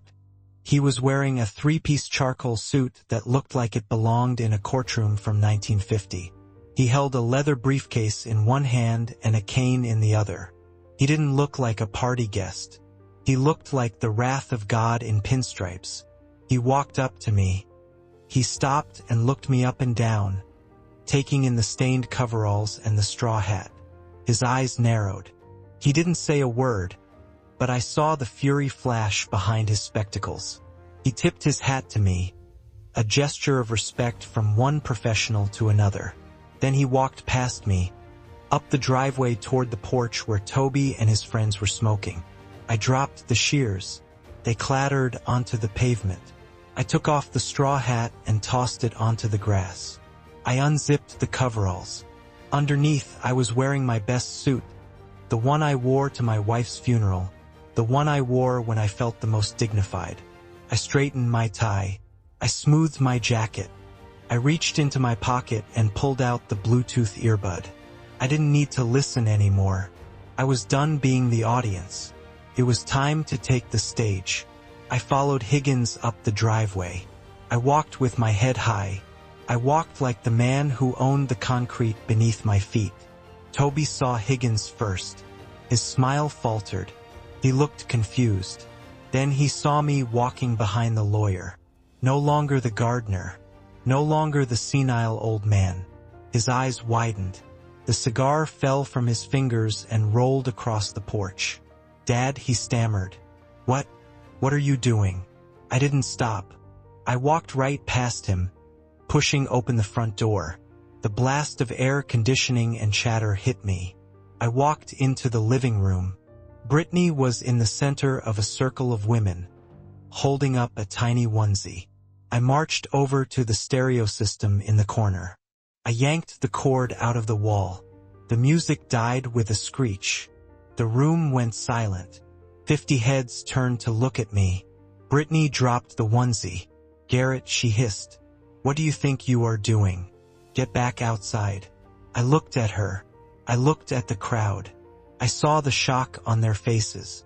"I am not the gardener," I said, my voice filling the room. "I am the landlord, and the rent is past due." The silence in the room was heavier than the humid air before a thunderstorm.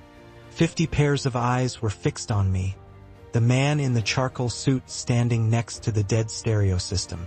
I could see the confusion rippling through the crowd. These were people who lived their lives through filters and carefully created captions.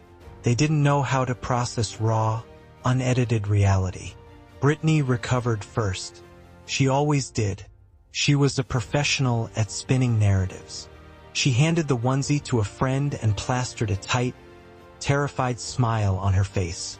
She stepped toward me, her hands raised in a calming gesture, like she was approaching a wild animal she intended to tranquilize.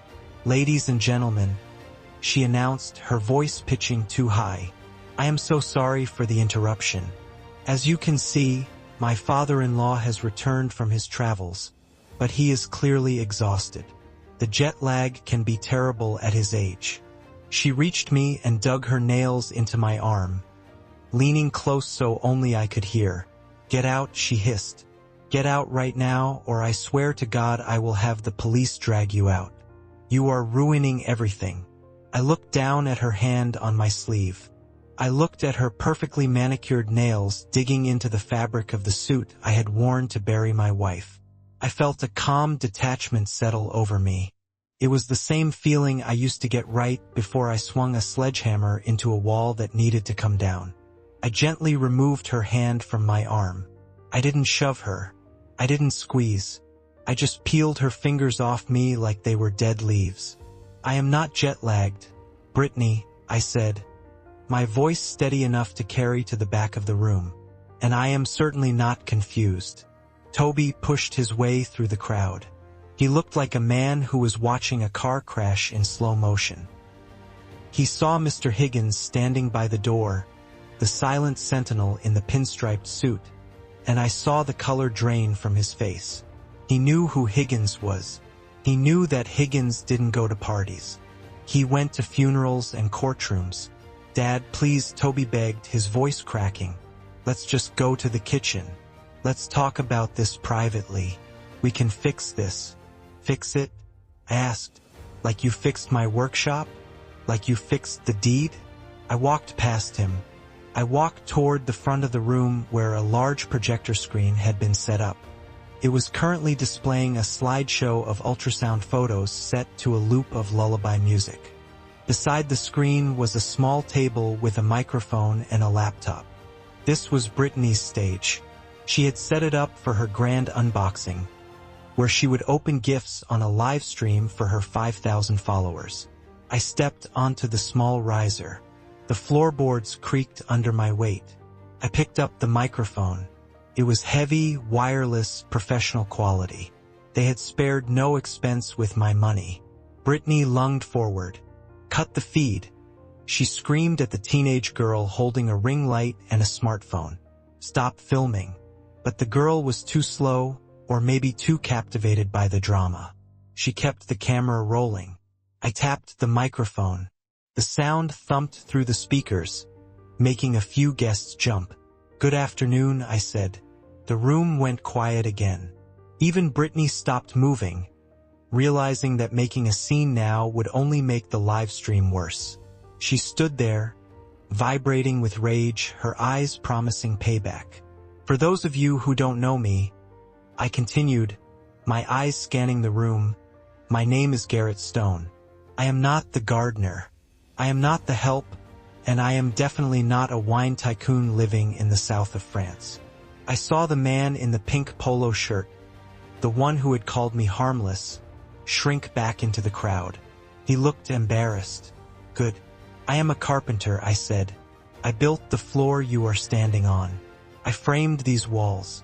I shingled this roof. This is my home." I looked at Toby. He was leaning against the wall, holding his head in his hands. "My son and his wife told you I was away. They told you I was senile. They told you I was a burden. They did this because it is easier to steal from a ghost than it is to steal from a man who is standing right in front of you." "Garrett, stop it," Brittany shouted.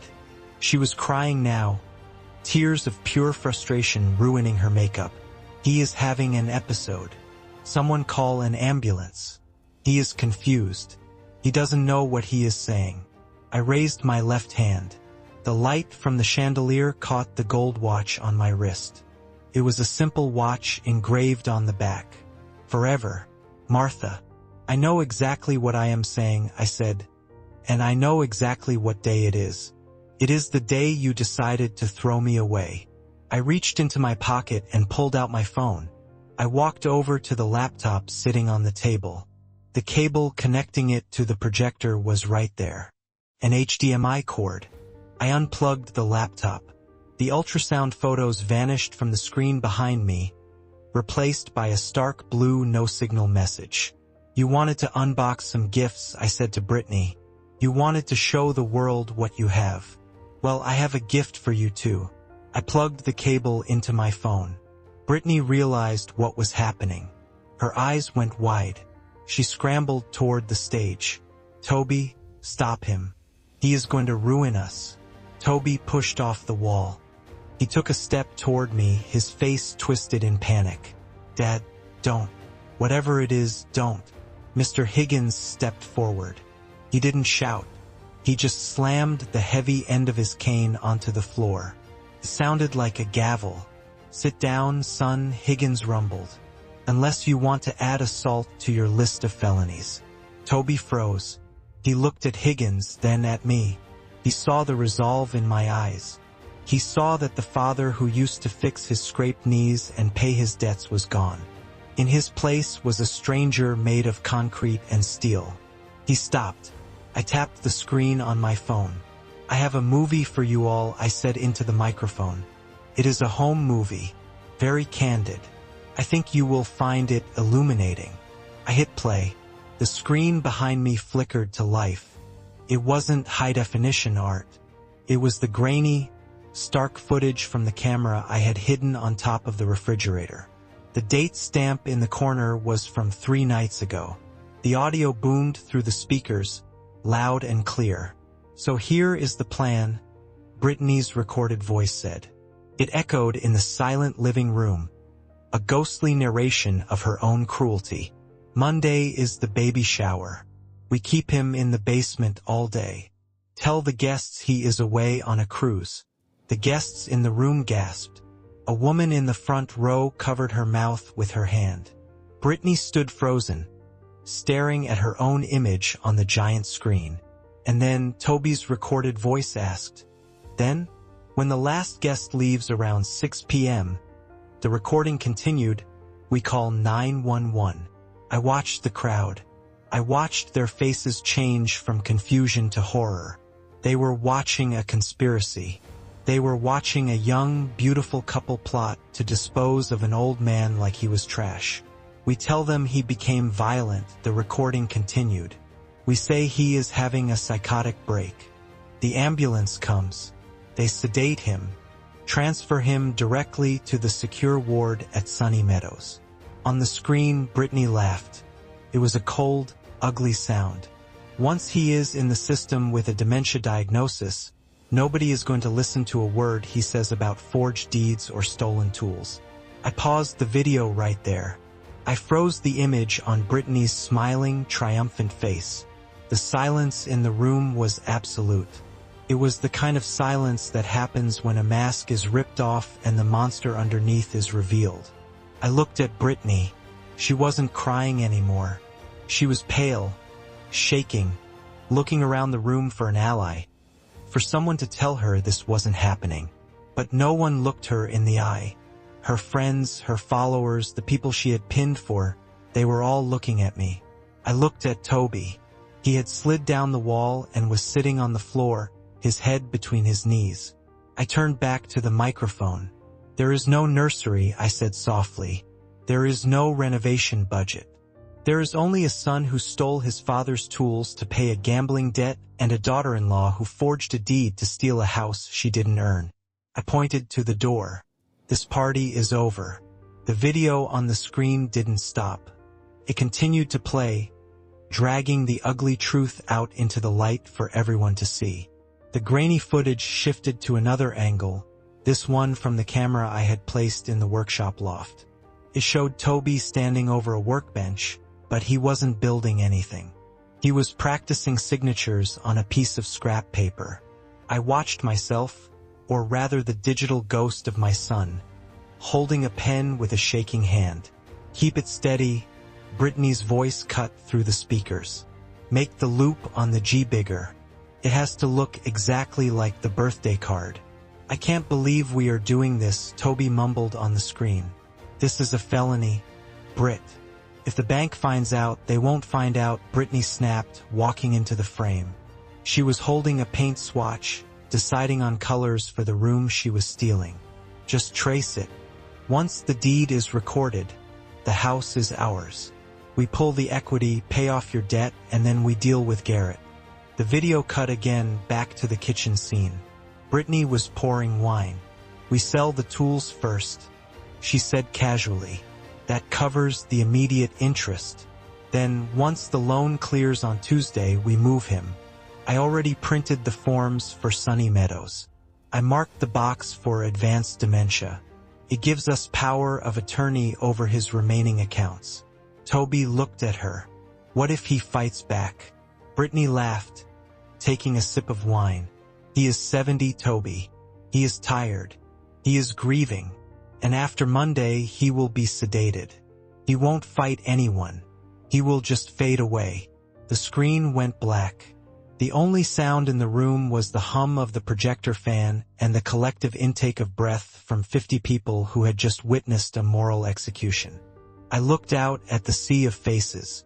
The influencers were still holding their phones up, but they weren't smiling anymore. They were live-streaming a crime scene. The comments section must have been exploding. Brittany's perfect life, her curated aesthetic, was dissolving in real time. Brittany let out a scream that sounded like an animal caught in a trap. She lunged for the table, her eyes wild. She wasn't looking at me. She was looking at the phone, at the source of her destruction. "Turn it off," she shrieked. "Turn it off right now, you old..." She reached for the HDMI cable, her fingers clawing at the air, but she never made it. Arthur Higgins stepped in front of the table. He didn't raise his cane. He didn't even raise his voice. He just stood there, a solid wall of granite in a charcoal suit. He caught Brittany's wrist in midair. He held it firmly, not hurting her, but stopping her cold. "I would not do that, Mrs. Stone," Higgins said. His voice was calm, deep, and terrifying. "Tampering with evidence is another charge you really cannot afford right now." Brittany tried to pull away, but Higgins held fast. "Let go of me," she spat. "This is my house. You are trespassing." Higgins released her with a small shove. She stumbled back, almost tripping over her own long dress. She looked around the room, searching for support, for anyone to take her side, but the guests were backing away. They were creating a circle of empty space around her and Toby, distancing themselves from the stench of the scandal. I stepped down from the riser. I walked toward Toby. He was still on the floor, but he looked up now. His face was wet with tears. "Why, Dad?" he whispered. "Why did you do it like this? Why didn't you just stop me?" "Because you needed to see yourself," I said. "You needed to see what you became." I reached into my jacket pocket and pulled out the manila envelope Higgins had prepared. I tossed it onto the floor in front of Toby. It landed with a heavy slap. "You wanted this house, Toby," I said. "You were willing to forge my name to get it. You were willing to lock me away to keep it. But here is the punchline, son. Here is the joke." I pointed at the envelope. "You forged a signature on a quitclaim deed to transfer the title from Garrett Stone to Toby Stone. But Garrett Stone doesn't own this house." Toby blinked, confusion cutting through his panic. "What? I set this house, the land, and every asset I own into the Stone family irrevocable trust 10 years ago," I said. My voice was loud, addressing the room as much as him. "I did it to protect my family, to protect you from yourself." I looked at Higgins. He nodded. "The legal owner of this property is the trust," I continued, "and the trustee is Mr. Higgins. When you forged my name, you forged the signature of a beneficiary, not the owner. That deed you filed, the one you used to apply for that loan, it is worthless. It is a piece of trash.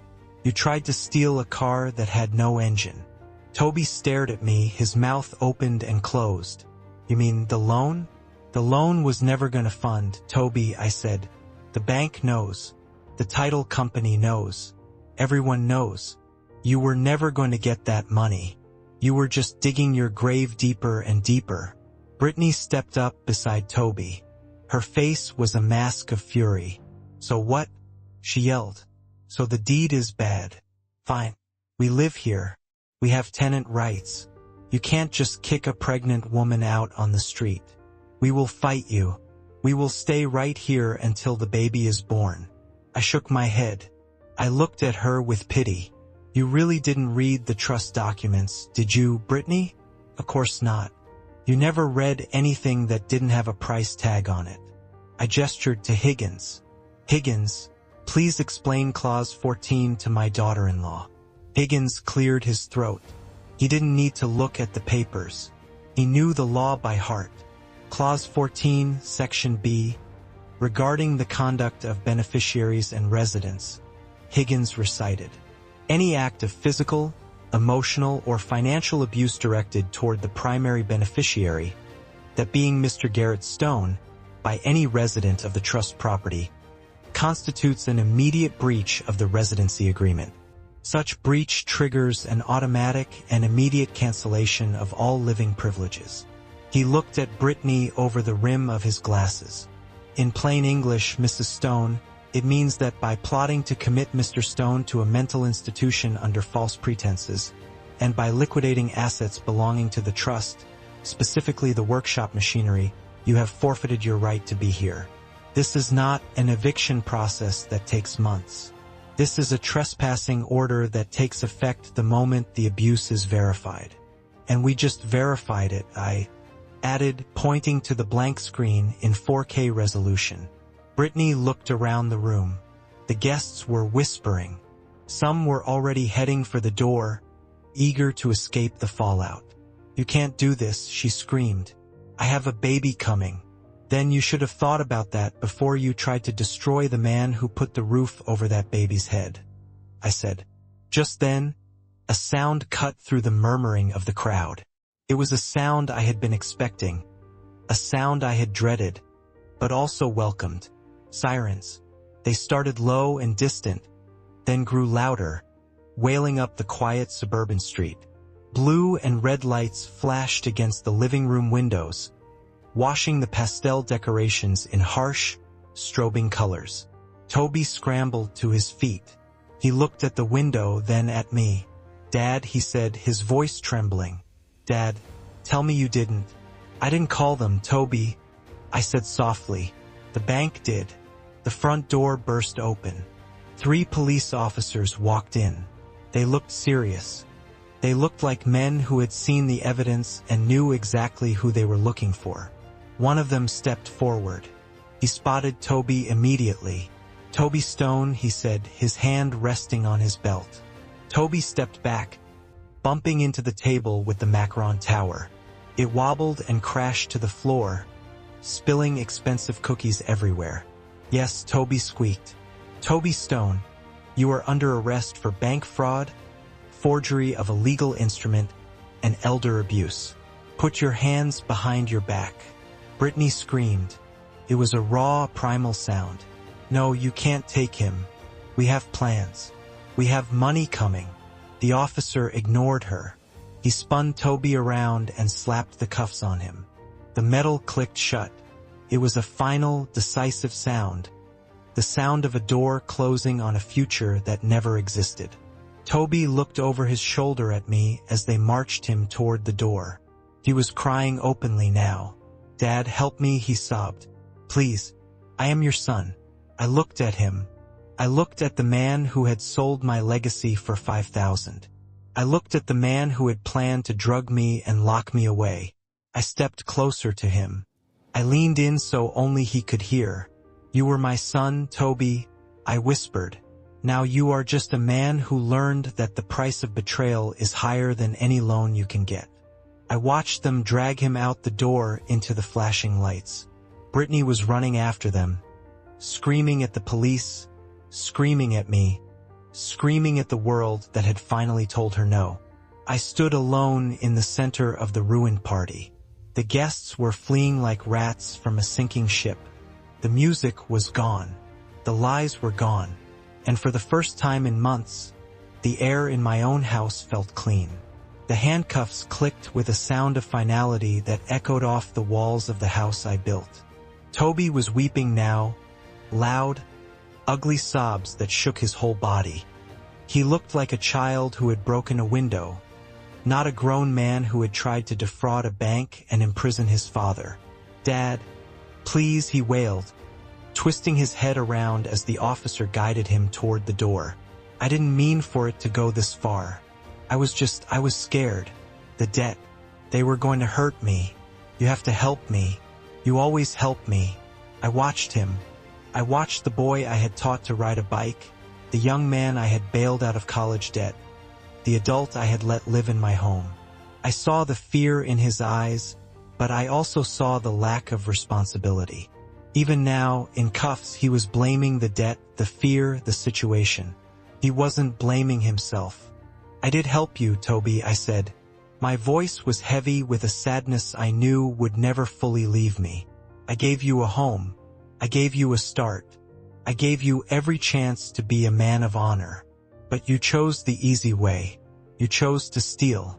You chose to lie. And when that wasn't enough, you chose to throw me away like garbage." I stepped closer, ignoring the police officer who tensed slightly. I needed my son to hear this. "I am not helping you out of this one," I said softly.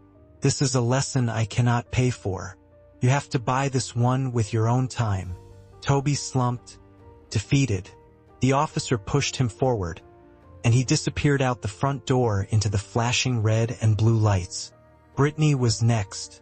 She wasn't in cuffs yet, but a female officer was holding her arm firmly. Brittany wasn't crying. She was screaming. She was spitting venom, her face twisted into a mask of pure hatred. "This is all him," she shrieked, pointing a shaking finger at the open door where Toby had vanished. "I didn't sign anything. I didn't know about the loan. You can't touch me. I am pregnant. You are stressing the baby." Mr. Higgins stepped into her path. He looked at the officer. "Officer," Higgins said calmly, "Mrs. Stone admitted on a recorded video to helping with the sale of assets belonging to the trust, specifically industrial machinery valued at $80,000. She also conspired to file a false police report regarding a mental health crisis. We will be pressing charges for grand larceny and conspiracy." The officer nodded. "Ma'am, we are going to need you to come down to the station for a statement." "No," Brittany screamed. "My party, my baby shower. You old dinosaur. You ruined my life." She lunged at me, but the officer held her back. I didn't flinch. I just looked at her. "You ruined your own life, Brittany," I said. "You wanted a nursery so bad you tore down a man's livelihood to build it. Now you don't have a nursery. You don't have a house. And you don't have a husband to pay for your mistakes." They led her out. Her screams faded as the door closed, leaving a ringing silence in the living room. The guests were gone.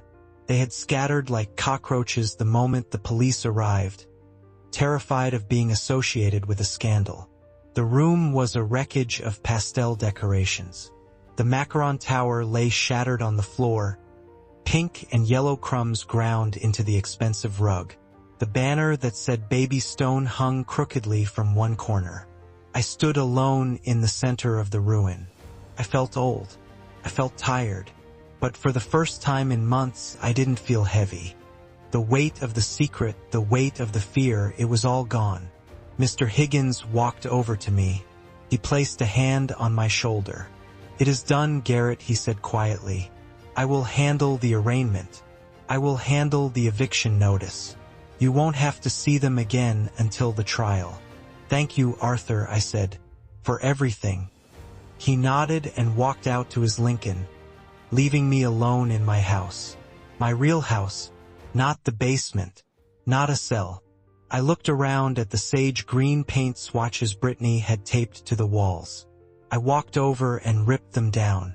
I crumbled them in my hand and dropped them on the floor. It was time to clean up.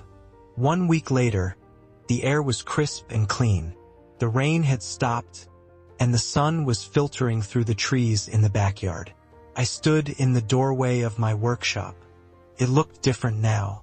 The smell of Brittany's cheap lavender air freshener was gone, scrubbed away with bleach and hard work. The sage green paint was gone, covered by a fresh coat of bright, clean white. The laminate flooring she had stacked in the corner was in a dumpster. But the most important change was the noise. It wasn't silent anymore. A delivery truck was backing up the driveway, the reverse alarm beeping a steady rhythm. 2 men in blue uniforms jumped out and opened the back gate. "Delivery for Garrett Stone," the driver called out. "That is me," I said, stepping forward. They unloaded the first crate. It was heavy. It took both of them and a dolly to move it. They wheeled it into the shop and set it down exactly where the old rust stains used to be. I stripped away the cardboard packaging. Underneath was cast iron and gleaming steel. A new Powermatic table saw, bigger than the old one. Better motor. Safety stop technology. Next came the bandsaw, then the planer, then the jointer. I spent the morning directing them, watching my shop fill up again. It wasn't just metal and motors. It was possibility. It was the future returning to the present. When the delivery men left, I stood in the center of the room. It smelled of packing grease and new rubber. It was a good smell, but it needed one more thing.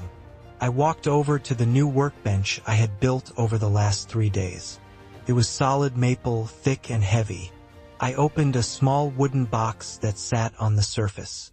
Inside were my father's chisels. I had found them in the trunk of Toby's car before the tow truck took it away. He hadn't pawned them. He had forgotten them. They were the only things he hadn't managed to sell, probably because he didn't know what they were worth.